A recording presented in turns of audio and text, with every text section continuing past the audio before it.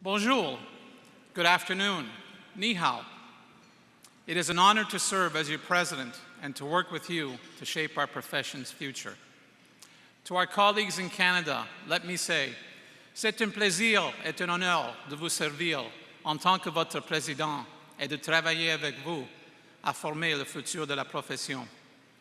And to our friends in China, 我很荣幸作为你们的会长，与你们携手共同塑造我们事业的未来.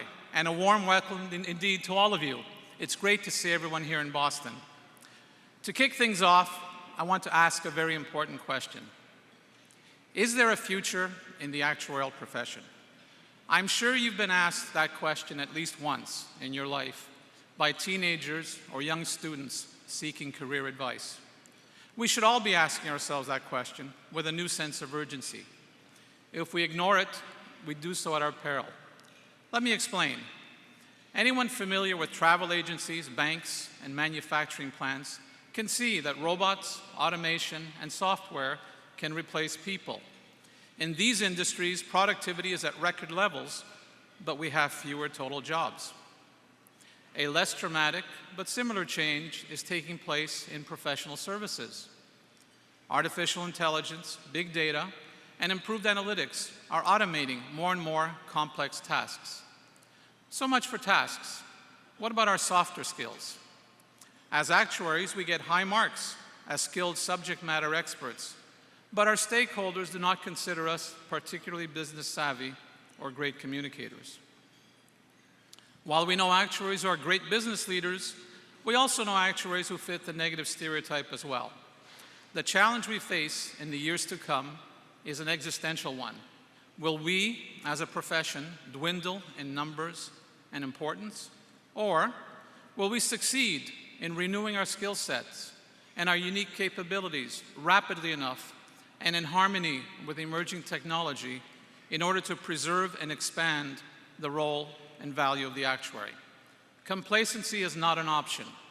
We need to do more, much more, to tackle these threats to our relevance and value. And by we, I mean all of us globally.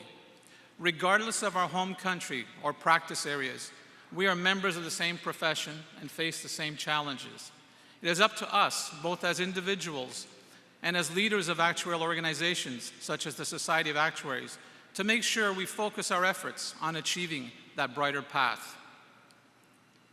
What are my priorities as president in the coming year? Relevance of the profession will remain the overarching issue and the key litmus test for action and decision making. With this in mind, I will focus on three related sub-themes: collaboration with other actuarial organizations, international growth, and expansion of actuarial opportunities. However, in a larger sense, responding to the challenges goes well beyond me and well beyond the SOA board. You too have a key role. In order to move forward, we need your help. I'm asking you to lend a hand so that together we can shape our common future. I will return to this point later. First, let's discuss the importance of collaboration. Collaboration with each other and also with other actuarial organizations. We must work together with those who share our common interests. To quote Scott Page, this afternoon's keynote speaker, progress depends as much on our collective differences as it does on our individual IQ scores. What is collaboration and why does it matter? Successful collaboration includes frequent communication, relationship building, and mutual trust and respect. We need to be reaching out to our key stakeholders and other centers of influence, communicating our key message. And what is that message we will be communicating? We want to increase awareness of the value of the SOA credentials and to promote actuaries as trusted advisors and leaders in the measurement and management of financial risks. To this end, the SOA, myself included, continue to work collaboratively with employers through the Employer Council, with universities through our Centers of Actuarial Excellence program, with regulators through various relationships we pursue, with other stakeholders via our branding efforts, and with leadership counterparts at other actuarial organizations. We're building bridges and working together with other actuarial organizations to ensure the continuing relevance and success of the actuarial profession. Building a bridge means listening with intent, not to respond, but to really hear what the other side is saying and to appreciate what they desire and what they know. Bridges are actively built from both sides. Ultimately, it is about building trust. In the words of Maya Angelou, the famous American author, poet, and civil rights activist, "I've learned that people will forget what you said, people will forget what you did, but people will never forget how you made them feel." Let me give you a few examples of bridge building. During our term, Jerry Brown and I regularly spoke with or met with our respective counterparts at the Casualty Actuarial Society, the Canadian Institute of Actuaries, and the Academy of Actuaries. These one-on-one meetings help to build familiarity and trust with leaders of other actuarial organizations. In an effort to improve mutual understanding, the SOA invited leaders of each of these three actuarial organizations to meet our board members, and to engage with them in a dialogue about their organization's mission and vision for the profession. We were especially pleased to see the same opportunity extended to us. That is, Jerry Brown and I, as representing the SOA President and President-elect, together with our Executive Director, Greg Heydrich, were invited to address the boards of each of the Canadian Institute of Actuaries and the Casualty Actuarial Society. We spent time getting to know each other, we presented our strategic plan, and we discussed the mutual challenges we face as a profession. Our meeting with the CIA resulted in the signing of a Memorandum of Understanding this year, providing for future collaboration and cooperation on the education of actuarial candidates.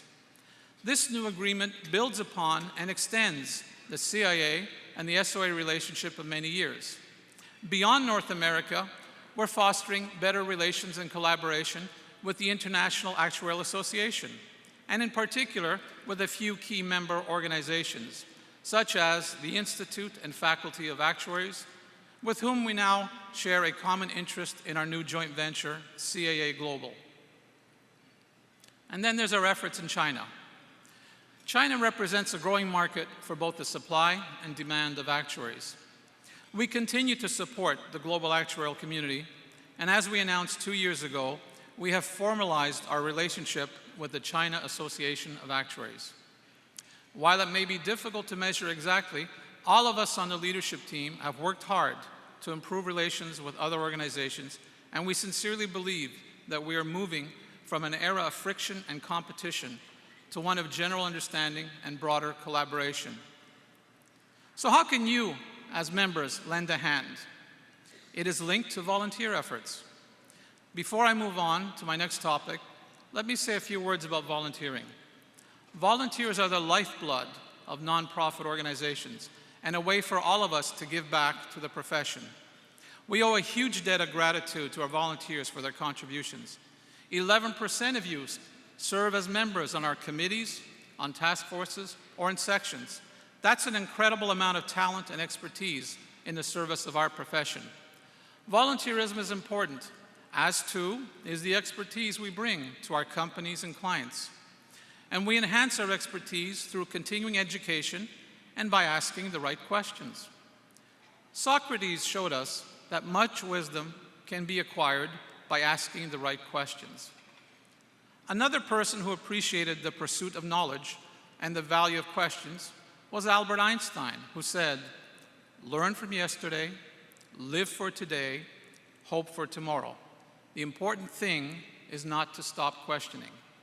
So, I encourage you to check the SOA volunteer database for opportunities to work on collaborative projects. I also encourage you, as members, to tell us what you think, to send us your feedback, and to share your questions. My second theme is international development. We need to stay ahead of the changing global economy and ensure our members have a relevant global perspective. We are a global actuarial organization with a rapidly expanding international member base in over 80 countries. As a premier provider of education and research, we have much to offer. And we recognize that our mission is to work collaboratively with these local organizations, not to supplant them. What is the rationale for international growth? International growth provides more opportunities for actuaries to work with global companies, both here and abroad. It promotes the value of our FSA and ASA designations and the CERA credential, and it facilitates the mobility of actuaries by expanding their opportunities and geographic reach. Distance can make things more difficult, but in turn, it is also an opportunity for us. Let me ask you, where are the top SOA exam centers today? It may surprise some of you that 5 of the top SOA exam centers are now in Asia. To remain effective, we need to tailor our services to our international members and stakeholders, and to foster a sense of community with all members, regardless of specialty, practice area, section membership, or country. We strive to provide services to these members locally. We have hosted and will continue to host professional development events, from webinars to live meetings that are specific to those locations. Just recently, we added a new request for research proposals in China and Asia Pacific. The local offices in both Hong Kong and Beijing help address and reinforce our connections. China is an important market for insurance and for actuaries. The demand for actuarial education in China's exploding economy can be seen in the numbers. Candidates in China alone are growing about 9% each year. Compared to North America and Europe, actuaries in China are relatively young and still defining their role. Most actuaries in China work in insurance pricing and valuation. As the insurance industry matures, I expect members will take on more sophisticated roles in risk management, in investments, in capital management, and in distribution. How active is the SOA in China? The SOA is very active. We train thousands of candidates, and we organize key events, such as the annual China Symposium. This symposium provides a key platform for attendees to meet with Chinese industry leaders and share their experiences in the fields of actuarial science, finance, and insurance. These leaders include Songchen Sheng, who is former head of statistics and survey department at the People's Bank of China, and Jing Guo, vice head of the finance and accounting department for the China Insurance Regulatory Commission. I was honored to be in Shanghai and to share the stage with them. Let me tell you about Nankai University. Back in 1987, the SOA Board of Governors passed a resolution for the SOA to help establish an actuarial science program at Nankai University in Tianjin, China. That marked the beginning of growth for the SOA in China at a time when China was just beginning to emerge as a developed nation. This visionary exchange of actuarial teachers from Canada and the United States helped to create one of China's most esteemed university programs. This year, we celebrated the 30th anniversary of the SOA's relationship with Nankai University.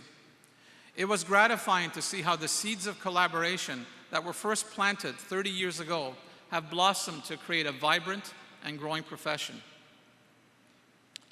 What about other parts of the world, such as Latin America? Despite subdued growth in GDP, the demand for insurance, for pensions, for healthcare, and for actuaries in Latin America is beginning to grow. As was the case in China years ago, the actuarial profession in Latin America is not well established, and the existing supply of credentialed actuaries is low. Through our Latin America Committee, we've been reaching out to local insurance associations, to universities, to regulators, and to employers in countries such as Argentina and Brazil in order to explore how we might engage in those markets. Our Latin America Committee has established a multi-year plan that aims to grow awareness of the profession, to enhance the reputation of the profession and the actuaries in the region, and to help grow the skills of actuaries. In North America, many actuaries are increasingly working for global clients or subsidiaries of global insurance companies located outside North America. What else are we doing to serve actuaries working internationally? One way we will be addressing those needs is through the work being done to create and publish a textbook on International Financial Reporting Standards for Insurance Companies, IFRS. The recently released IFRS 17 standard replaces a current hodgepodge of different and inconsistent insurance financial reporting standards outside the US with a single set of principles. While IFRS 17 is an insurance accounting standard, actuaries have a deep understanding of insurance products and risks. We are uniquely qualified to play a key role in assisting management and other users of financial statements in assessing risks, in measuring liabilities, and in the reporting of results. The SOA textbook, which will be similar in size and scope to the current US GAAP textbook, will help actuaries around the world to interpret and apply those emerging standards and the financial statements to be produced. It is another example of our organization helping the profession grow and adjust to the world around us. My third and final theme is the expansion of actuarial opportunities. This is a major concern, and to be frank, we need to significantly step up our efforts to deal with our rapidly changing environment. The challenge for any profession is to remain relevant to its key stakeholders. That applies to the actuarial profession as well. We address the question of relevance both individually and collectively. Individually, we do so by committing to lifelong learning and continuing education, which replenishes our skills and ensures we can meet the needs of our future employers and clients. We also remain relevant by developing skills outside our areas of expertise, by working on our weaknesses as well as our strengths, and by improving our soft skills. We also enhance our relevance collectively as an organization in many ways, whether it be by reaching out to employers in industries other than insurance, or by chatting with students to consider career options, or by supporting educational institutions and universities, or by seeking joint sponsorship of conferences and events with a wider focus. All these activities serve to enhance the actuarial brand and to broaden our relevance. Actuaries are and should be the leading professionals in the management and measurement of financial risk. When employers think of actuaries, I want them to think of us as more than technicians. I want them to think of us as leaders, as problem solvers, as an essential part of the team, contributing meaningfully and directly to company success. Those we serve are undergoing tremendous change. Our future depends on adapting to that change and serving our customers well. In our strategic plan, we have identified a number of key strategic initiatives, such as enhanced environmental scanning, strategic research, and education in predictive analytics for both new and existing members. The ultimate goal of our strategy is simple and resolute. We want to be relevant to employers and client needs. We want to serve a large and growing profession, and in turn, provide meaningful work for current and future members. We want to be recognized and seen as credible with our stakeholders, employers, clients, policymakers, and the public by clearly defining what we do, what value we can add, and how we differ from other professionals. We want to expand the frontiers of actuarial profession through ongoing strategic research, by which I mean research which will allow us to find new tools and applications for actuarial science. In other words, we need to make sure we remain highly sought professionals and that stakeholders continue to seek out our members for their unique skills and high ethical standards. Let me conclude with a question and a challenge to you. What can you or any one person do to help shape the future? Can you make a difference? Think back to the historical figures whose lives and examples show us that yes, one person can make a difference, a big difference to the world. The great civil rights activist Martin Luther King Jr. foresaw a brighter future. He knew that to get there would require not just conviction, but also a willingness to pitch in and help. If you can't fly, then run. If you can't run, then walk. If you can't walk, then crawl. But whatever you do, you have to keep moving forward.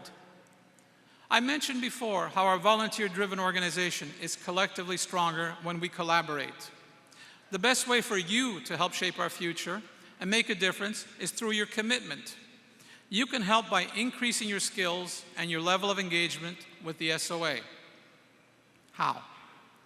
Continue your professional development. Tap into our available research. Connect with your peers. Join sections which provide many abundant opportunities for technical and personal growth. If you're already part of a section, why not consider joining one or two more? Help candidates and new actuaries make connections at work. Mentor others, give career advice, and help steer people in the right direction. Provide internships at your company for promising candidates. Share your expertise by offering to speak at local actuarial clubs or at actuarial or industry meetings. Use the SOA volunteer database to identify volunteer opportunities that fit your schedule, expertise, and time commitments. Increasing your level of engagement advances your skills, gains new experiences, and improves your leadership qualities. Increasing your own strength also makes us collectively stronger. Let's work together to keep the actuarial profession vibrant. Let's focus on attracting the best and brightest to our profession. Let's collaborate with other organizations to advance our profession. Let's expand actuarial opportunities in emerging fields. Let's sharpen our actuarial skills and at the same time enhance our business acumen and communication skills. Let's prove the relevance of our credentials. Together, we will make a difference. I ask you to join us and stand up for the profession and lend a hand to shape our future. Thank you.